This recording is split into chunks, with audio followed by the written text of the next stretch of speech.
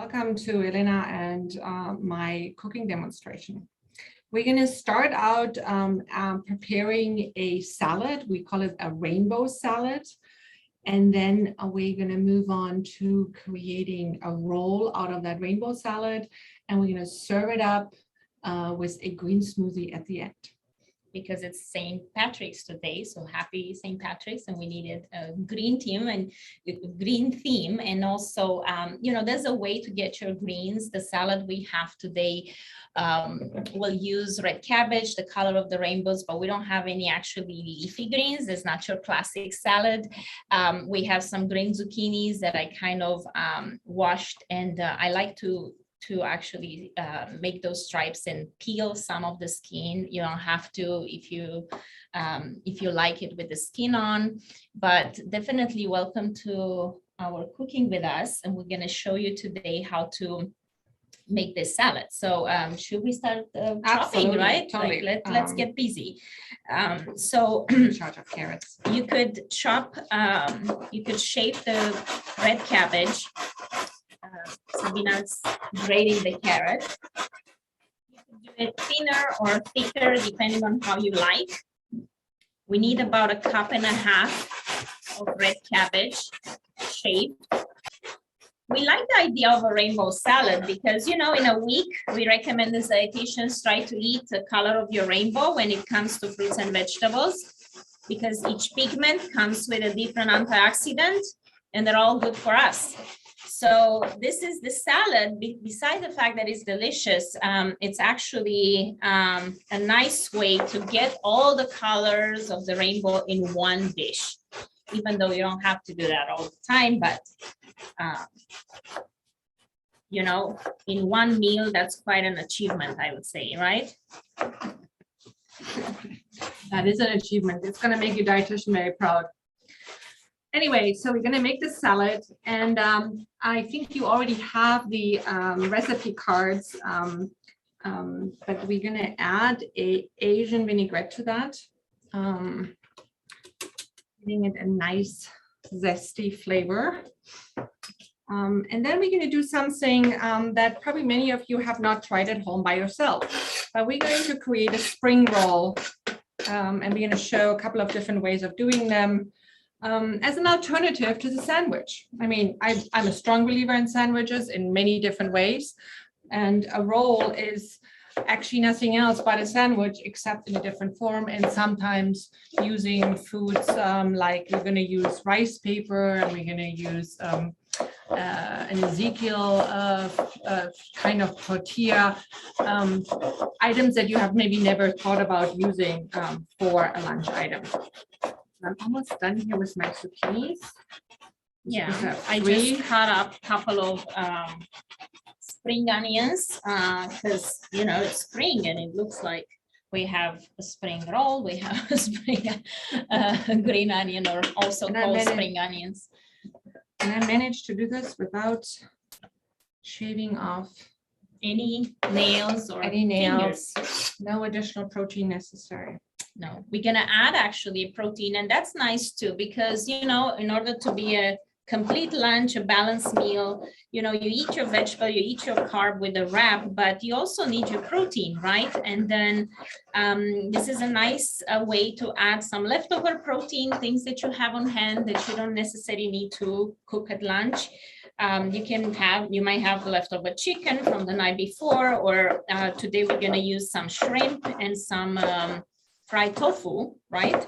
Yep. Seasoned. And you can see this right here. Those are strips of fried tofu, and those are cooked shrimp that I actually filleted and cut them in half.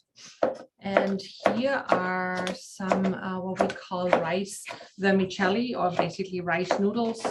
Everything is pre-cooked. Yeah, you could add that if you want, definitely. So we're gonna add all the ingredients that we mentioned. So basically we have this bowl. I'm gonna try to face this so you can see all the colors of the rainbow. We have the purple, the red, the green, the orange from the carrot. And then we're gonna add some cilantro that I pre-chopped. So we're gonna add that. And now we have basically all this bulky chopped vegetable salad. Okay. And I'm gonna, here we'll start making the dressing, which is actually rather simple. Yeah. We're gonna use 1/3 of a cup of rice vinegar, ideally all seasoned rice vinegar, 2 tablespoons of California olive oil, other olive oil is good too, dark roasted sesame oil, 1.5 teaspoons,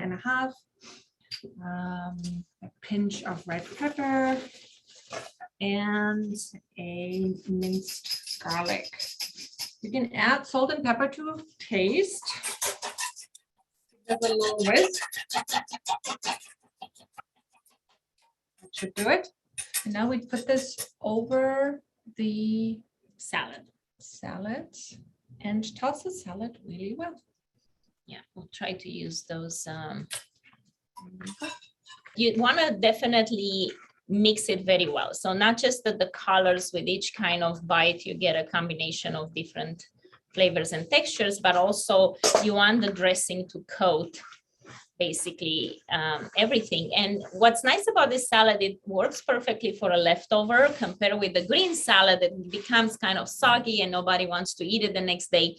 This actually, because has a lot of crunch from the carrots and red cabbage, this one actually stays pretty, it kind of marinates and softens up, but not to the point that becomes smooshy. So still will have a bite and crunch, but definitely will be good the next day too. Let's say if you like the wrap that much and you wanna make it again for tomorrow. It looks like our recipe yield a lot. I mean, we have plenty of this salad that you could use it even at dinner as a side dish. Not side dish, but kind of your vegetable for dinner. Yeah. So. All right. And so while Elena is marinating her salad, I'm going to introduce you to the next step of this process. This is what we call rice paper. Let me make sure that the camera actually captures this, or like over here, right over here, right over here. This is just one kind. There are a couple of other ones when it comes to rice papers. This one is called Vietnamese spring roll. This is, I think, a Thai product. One way or the other, they are all fantastic and easy to use. And fun to use too. So you soak it in some water and let it soften. It takes like a minute, a minute or so. It's not a big. And I want to show you, I'm going to use a different wrap. This is a sprouted wheat wrap, kind of like a tortilla, but it's a Ezekiel brand. It's low sodium. It's pretty good in terms of not having a lot of salt and sodium, and also having a lot of fiber because it's made out of sprouted wheat. And it kind of looks like this. So kind of like your plastic tortilla. And I'm going to use this one for my wrap, and Sabina is going to use her rice paper one. I just want to see, like when you take it out of the picture, it's really stiff. And so as it is in the water, it softens. You fold it, and that's obviously the idea of what we're trying to do here. All right, I took my rice paper out of the water. You can see it right here, and laid it on a flat surface. And then the next step to this one is I will add a few of these vermicellis. Arrange them so.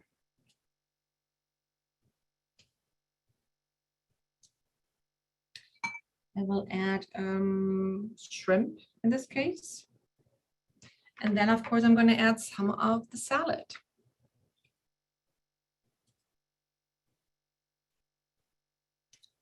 And I added my salad first. You could do it the way you want. I'm going to add, let's try some fried tofu with mine. This tofu, by the way, was pressed. It's firm tofu. It was pressed, and then we froze it because it actually gives it a little bit more texture. And then we defrosted it, cut it up, and fried it up. Okay. Yeah. So very all right. simple. And now comes the fun part. Let's wrap it into something attractive that looks like you want to eat it. Yeah, I think I put a little bit too much salad, but mine it's a little bit bulky. But you know, it doesn't matter. Like it can be maybe a bit messy to eat, but There overall, you go. Look at this one. Would you eat this? yeah. Camera close. There you go. So that's a spring roll. You know, the one if you use the tortilla, it can be kind of it looks more like a traditional wrap in a way. Probably cutting it will, I'm not sure how much will stay together, but definitely this would be our end product. Again, you could cut it on half. The spring roll seems to be like a good portion, a good amount. The tortillas, I would recommend to perhaps heat them a little bit. You can put them into the microwave for perhaps 30 seconds or so, or heat them up on in a Teflon pan just to make them a little bit more pliable. That will make it easier to wrap it and also for it to hold together. I want to show you part 2, which is the green shake for St. Patrick's. Again, to get more greens in case maybe the wrap was not as filling, or, you know, we also have limited kitchen ability here at CHRC. So we had to be creative with things that can be nutritious, but also kind of cooked with not a proper kitchen. So we're going to use about 1.5 cups of milk. So I have here just regular cow's milk. You could use low fat for, you know, reduce saturated fat and, you know, still get the good protein. You could use an alternative milk if you're lactose intolerant, or if you want less calories, things like almond milk. You know, definitely an unsweetened milk alternative will work pretty well too. So we have about 1/2 cup.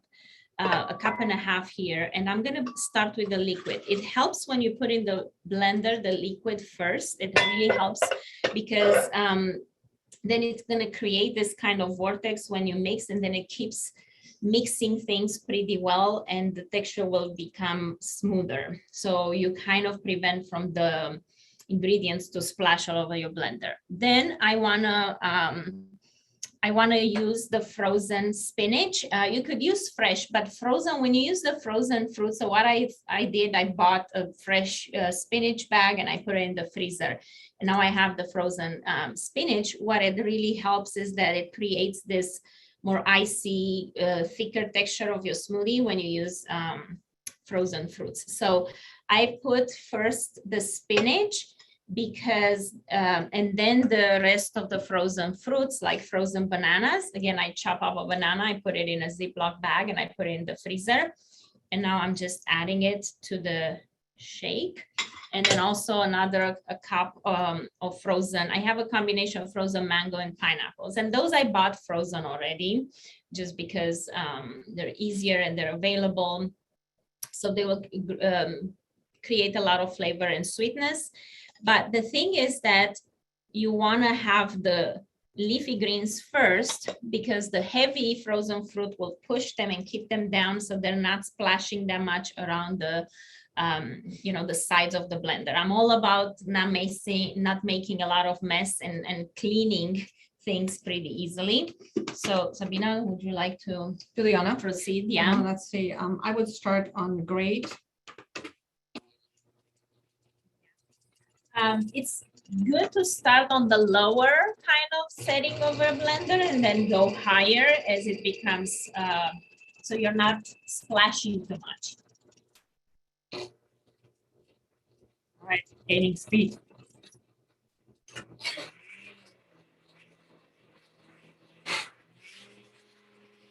There you go. Light green. Okay, excellent. So yeah, so this way, I mean, you can add more spinach for a darker green. I think I didn't have measured like 2 cups the way the recipe was calling for, but I just kind of eyeballed in our tiny bowl. Straw here. Reusable straw, metal straw.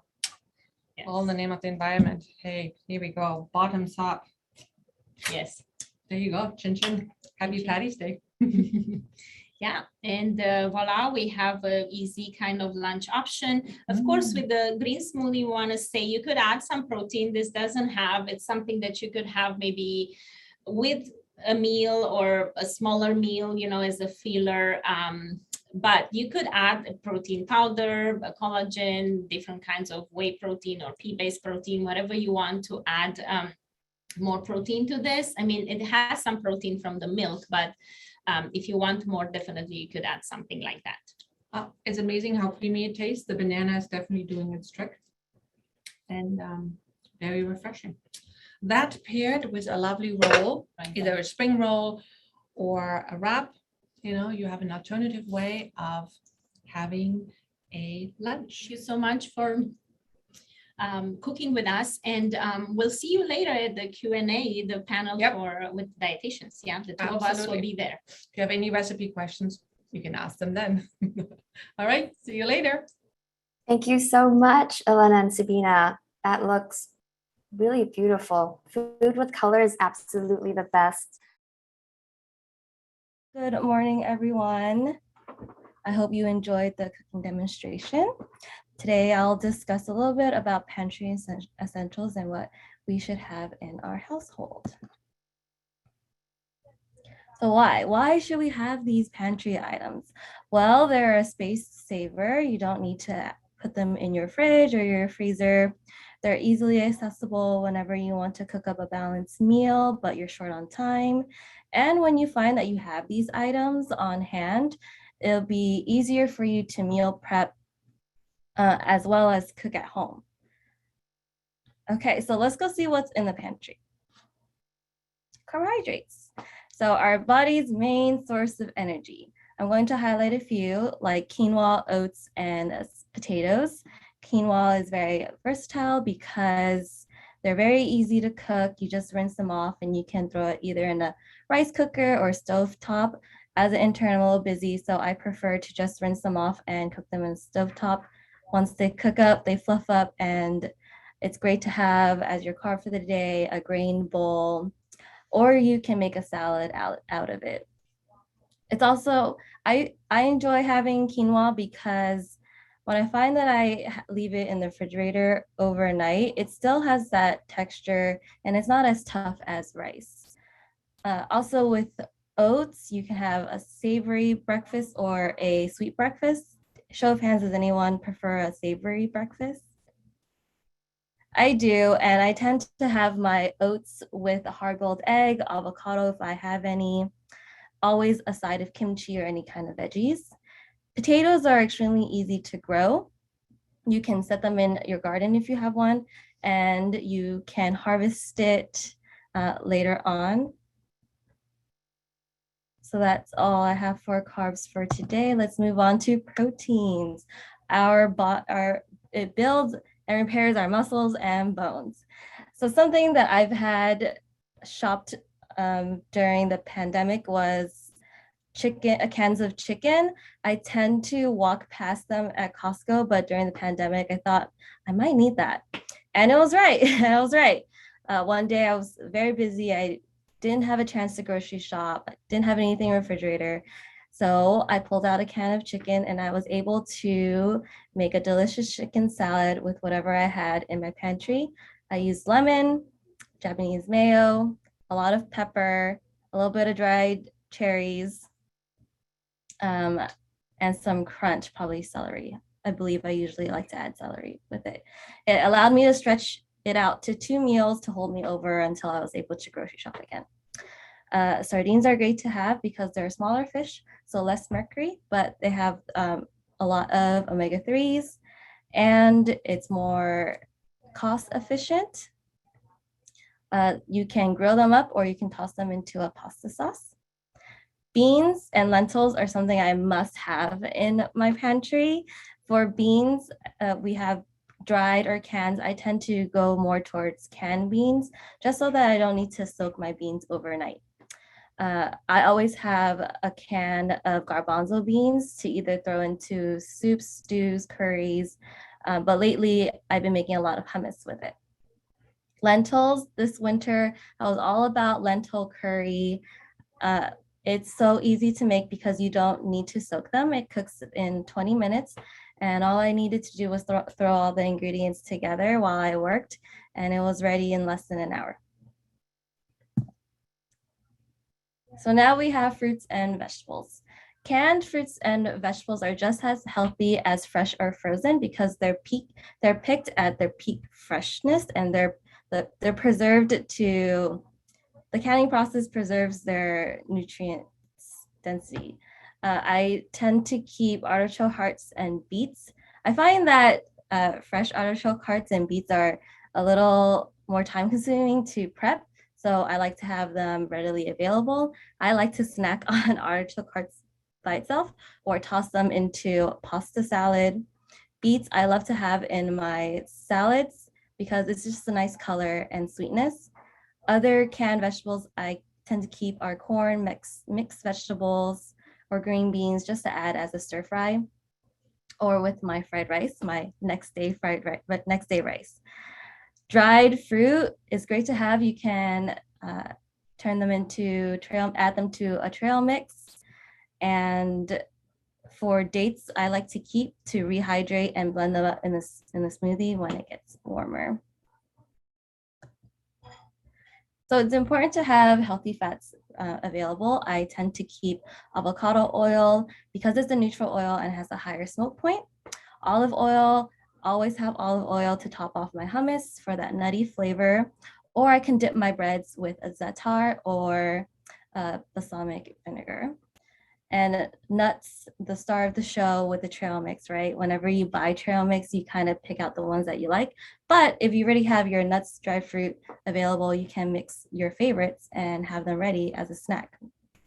Coconut milk, there was a day where I did not have coconut milk with my lentil curry, and it was just not the same. I love having coconut milk in my pantry because I can add them to savory soups, or I can turn them into a hot dessert with sweet potato, and sometimes I add tapioca pearls. So lastly, having fun spices and condiments will elevate a not less exciting meal because you're able to mix and match different herbs and spices to create a different flavor combination. People tend to not like veggies when it's just steamed and boiled, but if you're able to saute them with garlic and onions, that creates that different texture, different flavor. I like to keep low sodium broths and tomato sauce on hand whenever I want to make a quick pasta sauce or quick soup. Also use that in my curry. Vinegar and honey is important because I like to make my own dressing. And of course, you need to have your flavorful sauces to add to that umami or that nice kick of flavor. So that's all on my end. Thank you so much for seeing what's in my pantry. I hope you have a new pantry item on your list, or if it was a refresher, to remind yourself to bring it back out. Thank you.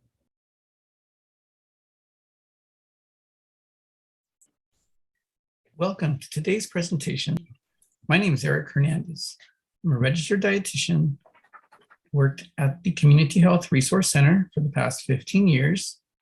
Prior to that, I worked at the San Francisco Department of Public Health for 6 years.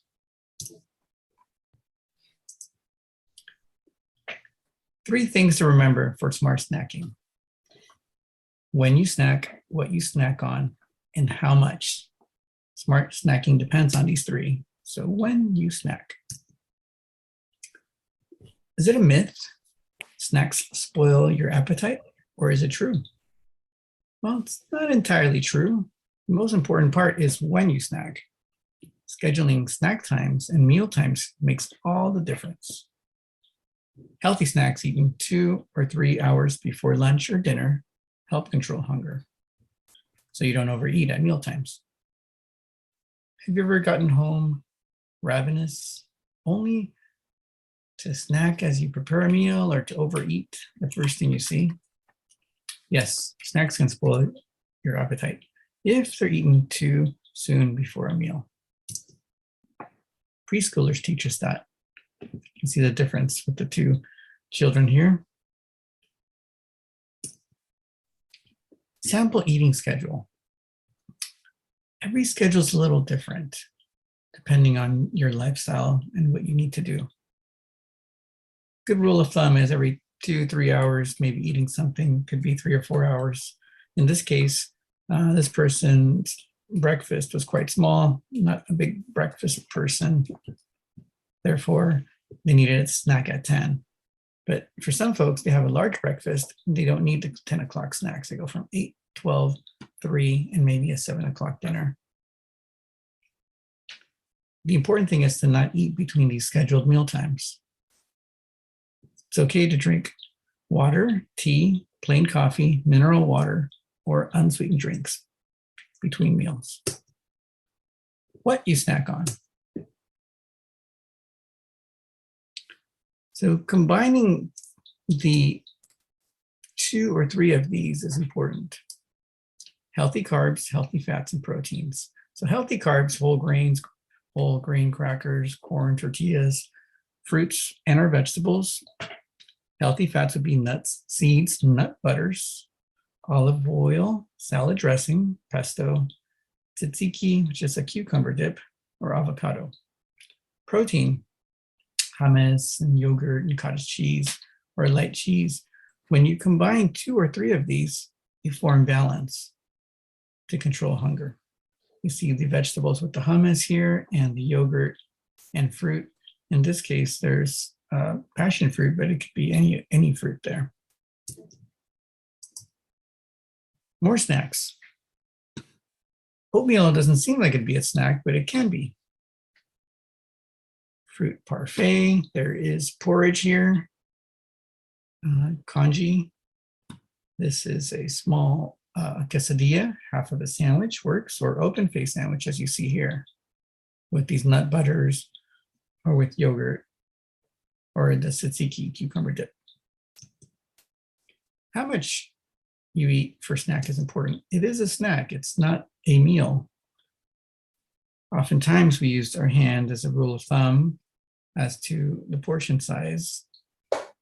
Palm of your hand, the thumb there to represent how much peanut butter, or have enough fruit like an apple dipped in peanut butter, apple slices and peanut butter, then we know how much.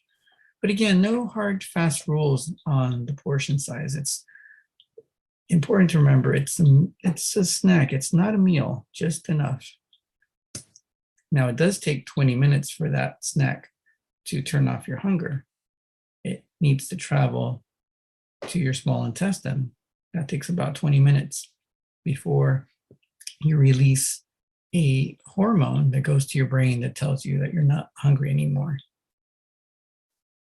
So you may finish your snack in 6 or 7 minutes and still feel hungry and say that's not enough. Trust the process, and you will feel fine in about 20 minutes after your meal, after the snack, I mean.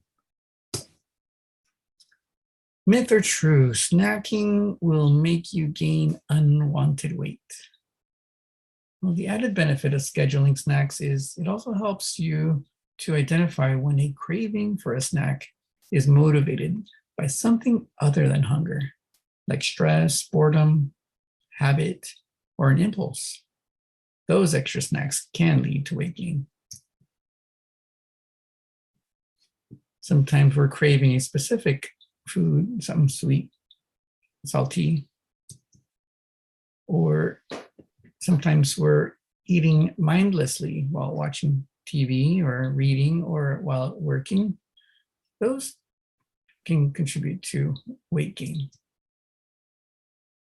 So overcoming cravings, establish an eating schedule. Eat only at designated times, about every 3 or 4 hours. It could be 2, it could be 3, it could be 4. Ask yourself if you're physically hungry. Is it stress, loneliness, boredom, habit? If not hunger, distract yourself or redirect yourself until the next scheduled time. So you can call a friend, run an errand, take a walk, sort through files, organize the closet, clean out a drawer, study, work.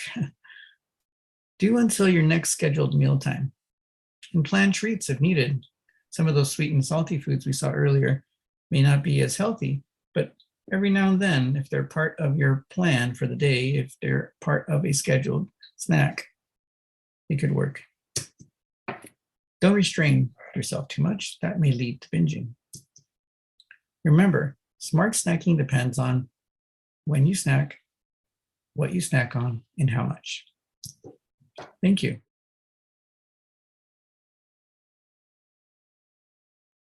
Next is our long-awaited live Q&A with our, well, I guess half of our registered dietitian team. And moderating out this panel is going to be Jenny. Why don't you take it away? Thank you so much, Twin. You did a great job this whole event. Appreciate your efforts and powering through the technical difficulties.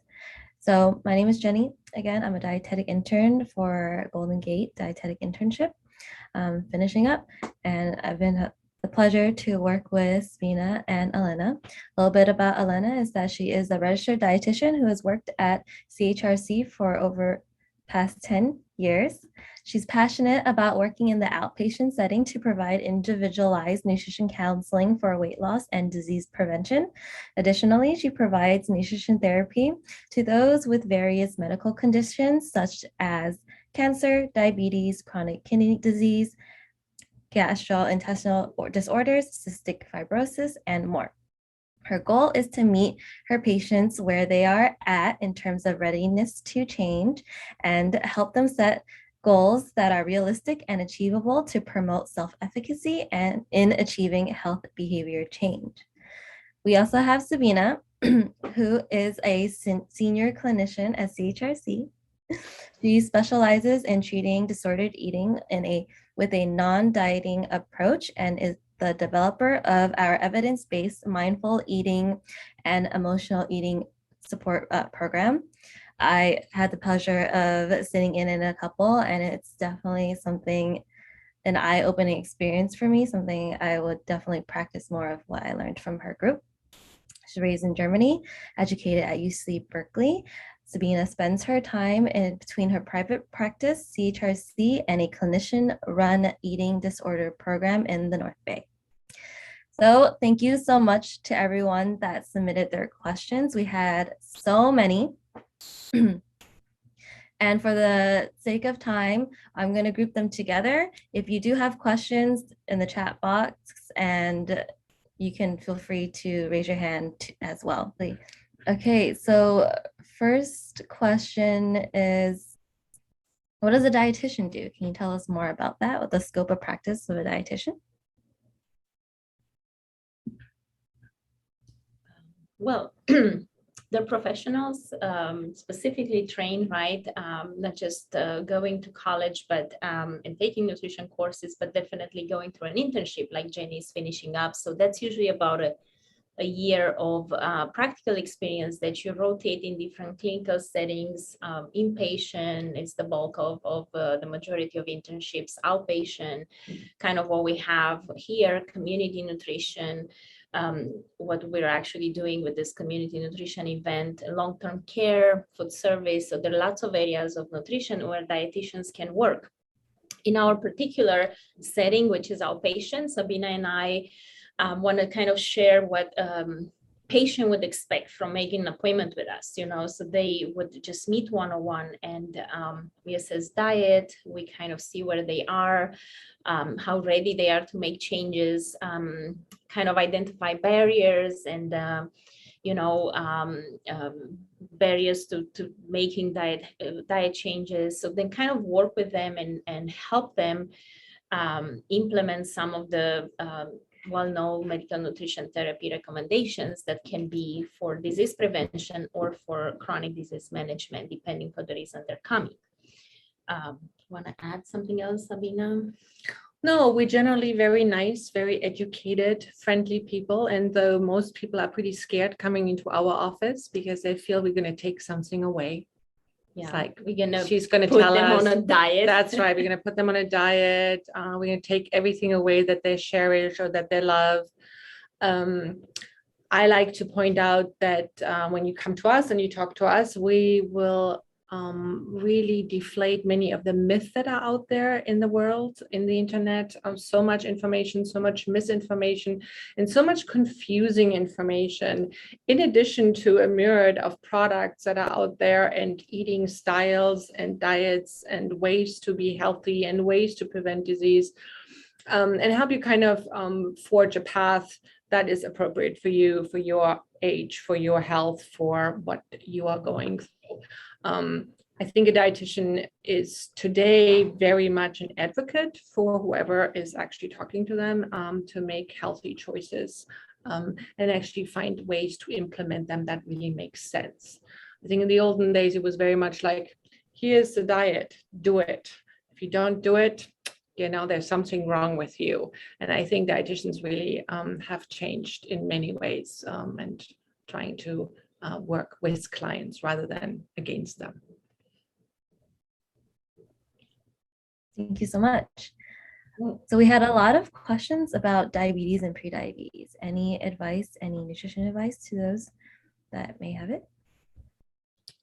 One of the things that I want to mention first is that we see that a lot, and sometimes doctors recommend that just, oh, you have to take the carbs out because you have diabetes and carbs turn into sugar into your blood. And it's true, carbs turn into sugar, but your body will break down protein and fat and make sugar because blood sugar is very important for survival. I mean, it's the fuel for every cells in our body. So not eating carbs at all, it may not be the best in terms of the best for diabetes management and also in terms of sustainability for somebody's diet long term.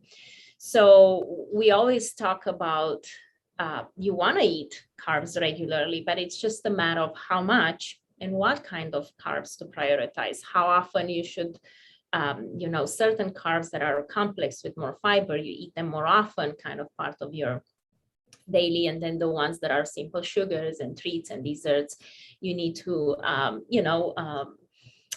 eat less often and make them part of your diet. I always, even when I talk with a diabetic person, I always teach them how to eat their dessert, what would be the best way, and not saying you're not going to eat dessert right now because you have diabetes.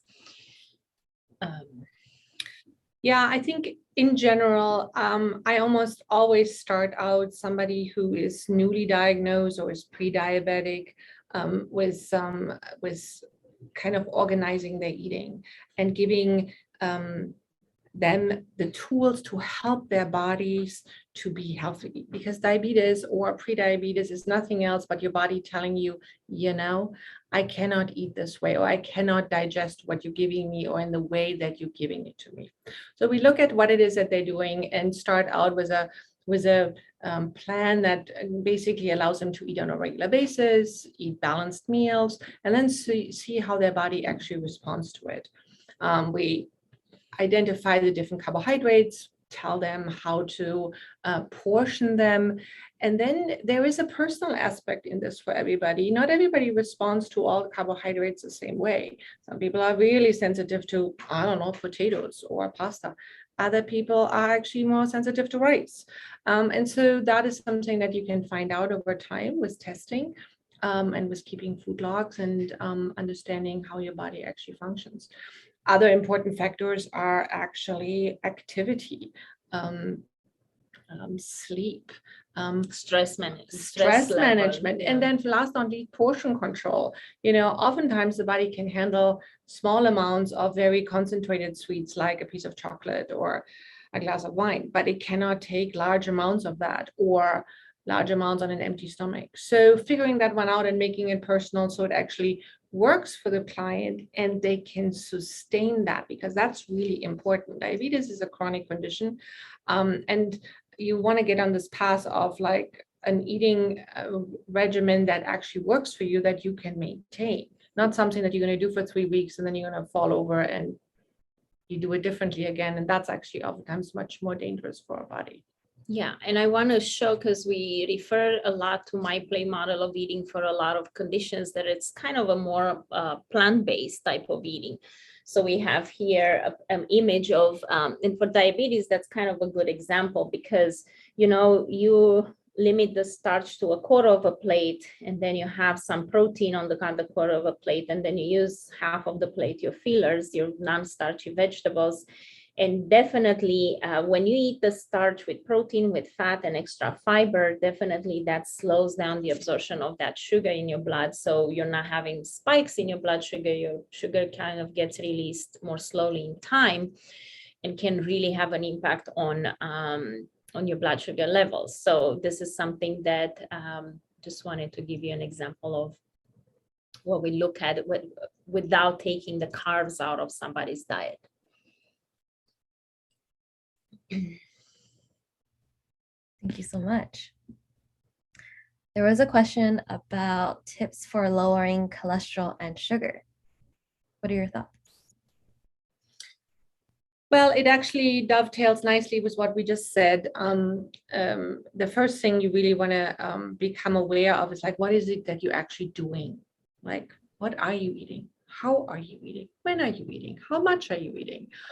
So keeping a little log or food log, or writing down what you're eating in an honest fashion is like, okay, what is it that I'm really doing on a regular basis? And then the first couple of things will always be the same. Are you eating in a balanced way? Are you favoring one thing over another?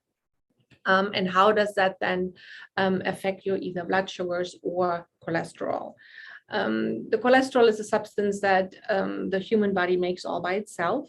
It does so because it's an important substrate to a lot of different things. For example, hormones, but all the nerve tissues, for example, in our body are aligned with it. However, there's also the aspect of coronary artery disease, where the cholesterol can potentially create plugs in your artery system, and down the road cause a stroke or cause a heart attack. So there are some things that we know will increase the cholesterol. Animal fats are kind of the top contenders, but not all animal fats are bad.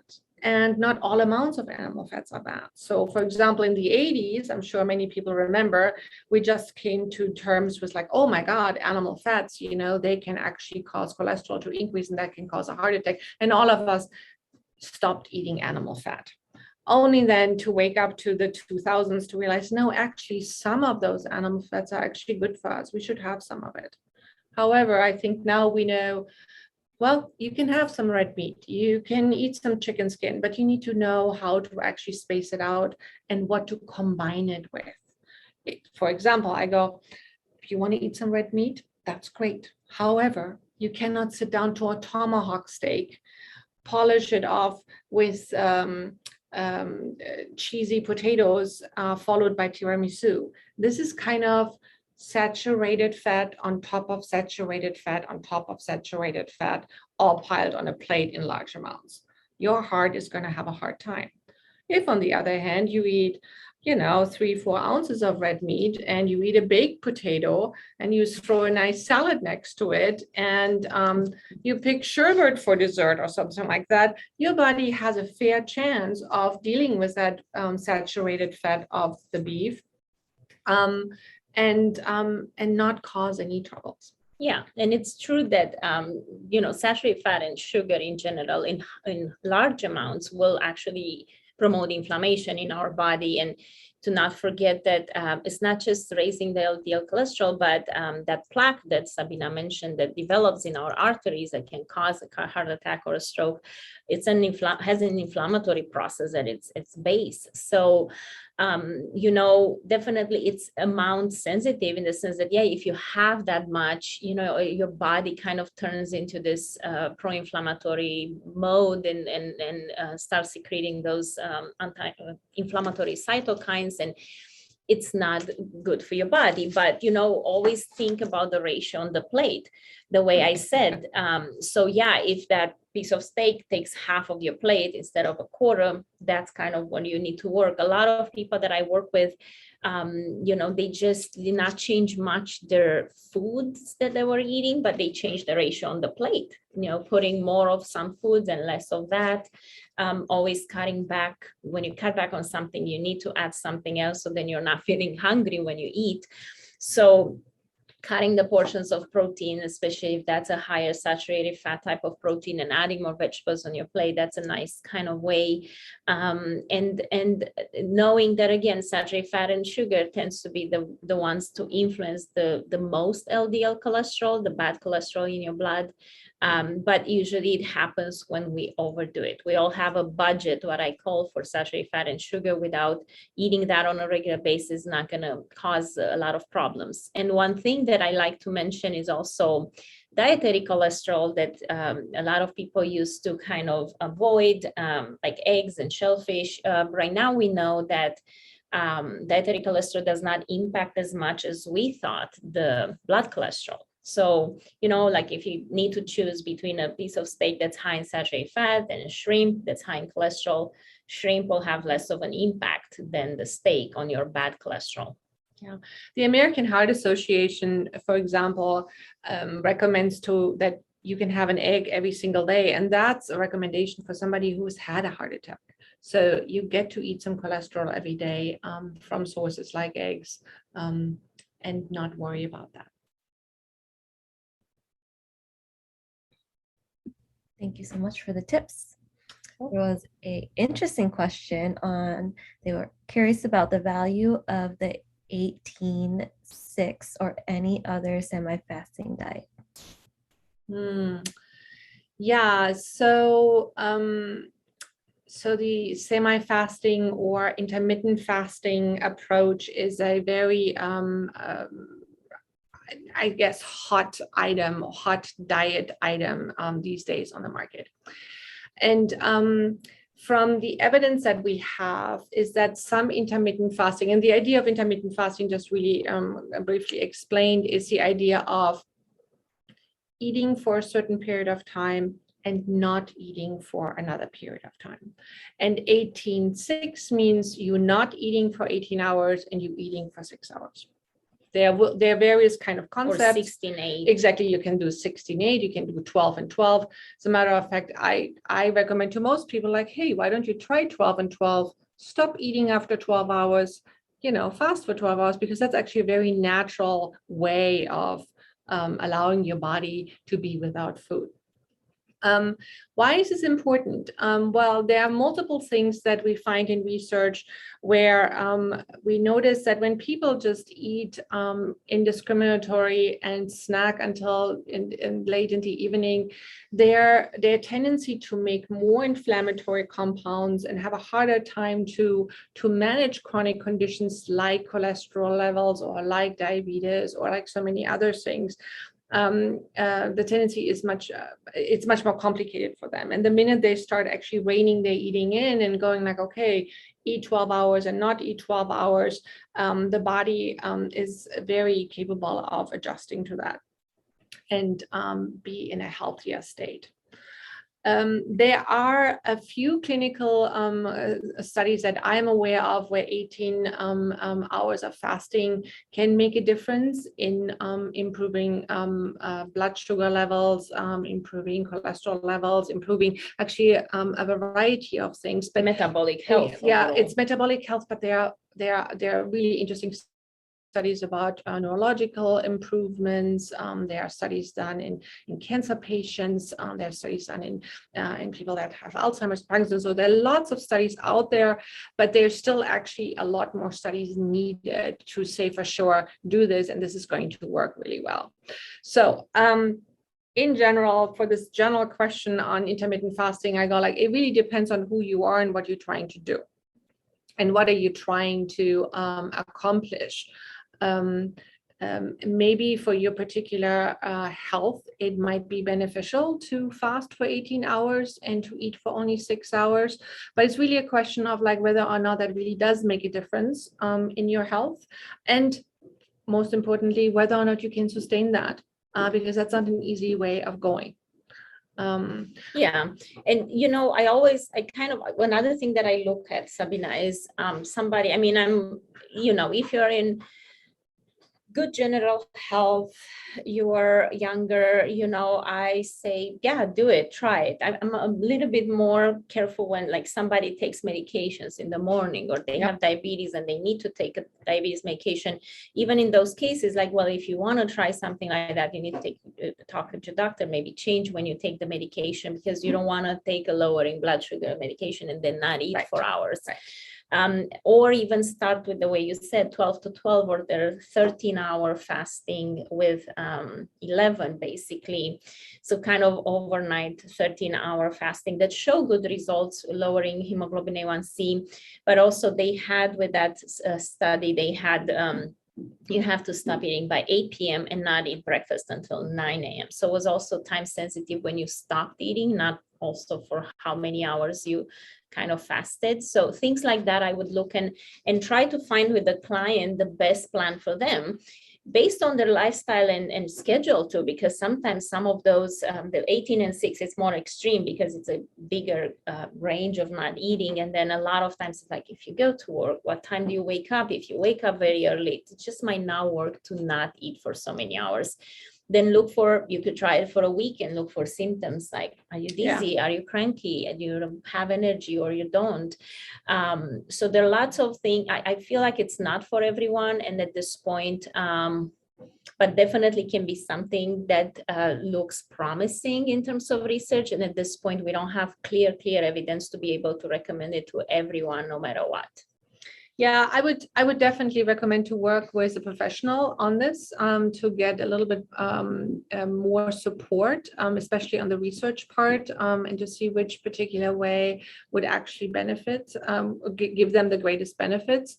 And then also kind of rein in is like, what is it that they're trying to do?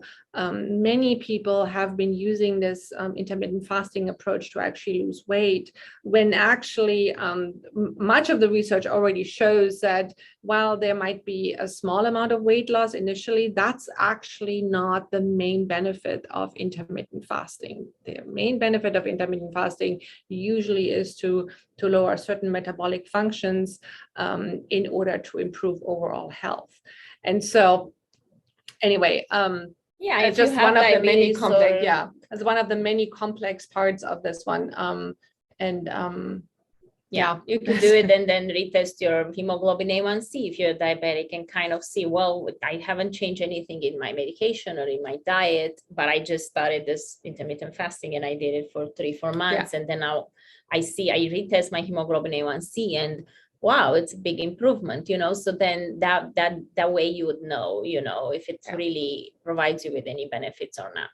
But I just like to point out, I've had a client that had the graveyard shift. So in other words, there were some serious problems with them getting regular rest. Very important part for your metabolic function to be optimal. And the person wanted to try 18-hour fasting because it's so convenient, because he's already up. And actually it did not do anything for him at all, because what his body actually truly needed was adequate rest on a regular basis in order for all the metabolic functions to get back in line. So that's just one example where I just like, intermittent fasting cannot solve the absence of sleep. It just can't. So. Thank you so much for that answer. I feel like we might only have time for one more question. I do like to remind everyone that our silent auction is coming up and half of our dietitian team will be auctioned out, because I know that we had an overwhelming amount of questions and unfortunately we can't answer all of them, but the team is available for a one-on-one session. Twin will explain more about it after this last question. And since we talked about an eating pattern already, maybe should I ask if you want to choose between the value of keto or a general healthy diet for a vegan? Oh man. Those are hard ones, right? This is from people, like any pressing question that you would like to be addressed. I guess you could raise your hand or put in the chat. We have a hand. Yeah, Twin, if you can help with unmuting. Got it. Thank you. Is this a physical hand I'm seeing? Yes. The physical hand. There, sorry. I've asked you to unmute, so you can go ahead and unmute on your side. Oh, sorry, I think you might have muted yourself again. Okay. Perfect. Actually, my question is related to the latter part of the conversation here. And it is, about eating, late in the evening. Normally, I go to bed a little late, around 11. But normally around 9:30 or 10, because I eat dinner around 6. And then around 9:30, around 10:30, about 10 o'clock, 9:30, 10 o'clock, I am hungry again.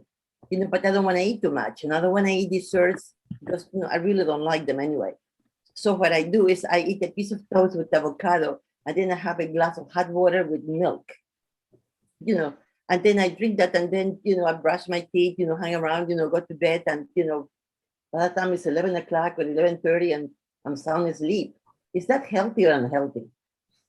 Is it okay? It's with toast and avocado. Those are both important, right? Because I'm hungry. And if I am hungry, I wake up in the middle of the night. Yeah, so makes I mean, sense. and that's a good example of how this intermittent fasting, that again, we don't know to the point, it's not something we have the evidence to recommend to everyone. And we always look as like, does it fit your lifestyle? And in your case, may not actually, right? Because of again, it's all related with the circadian rhythm that we, like, when do we go to bed? When do we wake up? And it's a little bit kind of, as I said, all over the place, because what you describe is, it sounds like you're not going to be able to do any of those intermittent fasting kind of. In the morning, I'm never too hungry. In the morning, I couldn't care less if I eat or not. A cup of coffee or a cup of, hot water with a little lemon juice, and I am happy as a clam. However, I am hungry around 2 o'clock in the afternoon. So I usually eat something, like half a sandwich or whatever. And then by 6 o'clock or 5:30, I am very, very hungry. So that's when I have my dinner. And I eat, like a big salad, with some meat and whatever. But then, like I say, around, 10 o'clock at night, I'm hungry again. Yeah, so it looks like you eat from 2 to 9. So that's an 11 kind of hour, right? No, 7. So that would be a 7-hour window of eating, and then the rest. I am not eating from, let's say 11 o'clock until, maybe, 12 o'clock the following day. So that is. Well, the question really is like, does this work for you? Does this do for you what you wanted to do? Are you happy with this lifestyle? I am. However, I just want to know if it is healthy. I don't have a reason to question that. It's when things go wrong, kind of thing, like all of a sudden blood sugars shoot up or cholesterol shoots up or something like that, or you don't have any energy, or you go out for a walk and you have no energy because you had no breakfast. That's when things might need to be adjusted. But if in general there's no trouble in paradise, I don't see any reason to change anything. Yeah. And again, we don't have the evidence that this intermittent fasting will work as magic for everyone. So yeah, like I say, I'm really not very hungry in the mornings. I know that you should have breakfast. Sometimes when I am hungry, then I usually eat, oatmeal and, some blueberries, which are my favorite fruit, and lots of them. So I have and I think and more coffee. important here also, like, again, looking at the whole picture, not like when you eat, when you stop eating, but what are you eating? How much are you eating? Because it's one, when you stay up night and you just snack on high calorie dense type of snacks that are not healthy. And, there are people that will have that kind of eating behavior versus I'm physically hungry. I'm not just eating because I'm watching TV. I'm physically hungry at 9:30, 10 because I did not eat since 6 p.m. And then I'm eating a whole wheat toast with avocado. So definitely, I think that's a more important kind of thing to consider. And the way Sabina said, if you're happy with that and your body and your health is okay, then I won't change anything. Okay. I mean, you can ultimately, you can always go like, do you get all the nutrients in that your body actually needs? If you have a shorter period of time to eat, then every meal or snack has a nutritional mission of sorts. You need energy, you need protein, you need calcium, there are all these things that you need. And so then snacks have to be functional, like toast and avocado is kind of a functional snack. You don't have a lot of space or budget for, I don't know, cookies and ice cream kind of thing, but that's that if that works for you, then you're not going to hear me complain. Okay, that's about all the time that we have for the Q&A panel.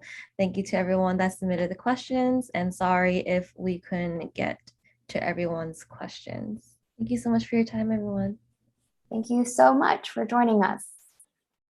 Bye.